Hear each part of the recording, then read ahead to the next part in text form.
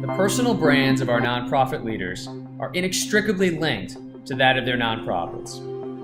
Whether you're a founder, an executive director, a program officer, or a fundraiser, what you say and do, materially and digitally, reflects on the nonprofits you represent. And it goes without saying that a relevant and altruistic personal brand can have a positive impact on your nonprofit, while an extraneous and outwardly shallow personal brand can disrupt its growth and sustainability. But does the creation of a personal brand necessarily elevate your nonprofit's mission in a meaningful way?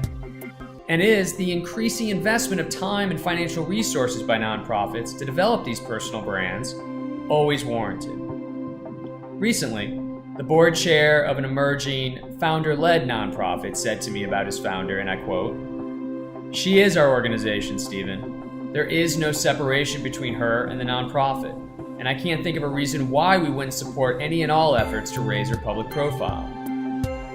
I was struck by the any and all part of that comment and decided to test his assertion by talking with several brand strategists.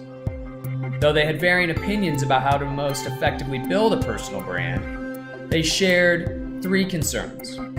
The first, that not all efforts to elevate one's personal brand are equally beneficial to an organization.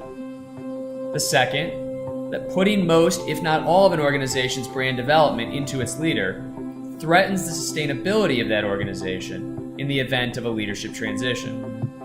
And the last, if left up to their own devices, an individual will struggle to be objective about his or her personal brand and the resources allocated to developing that brand.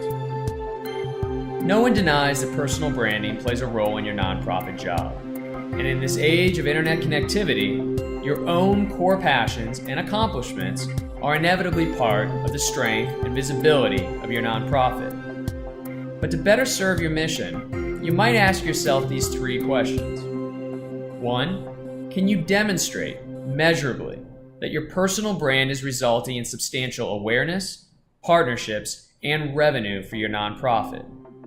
2. Is your nonprofit investing in other personal brands, down the organizational hierarchy and across functions? And 3.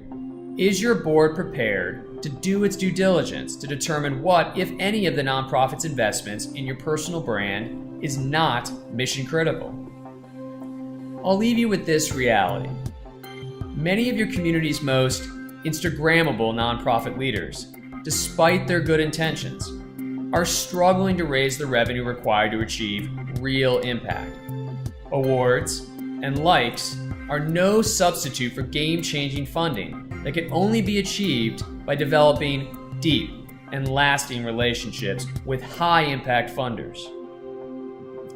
And this is just another challenge faced by our social sector leaders, on which I am proud to advise and coach my clients. As always, thanks for listening. Feel free to comment and offer additional insights. I'll keep sharing if you keep engaging.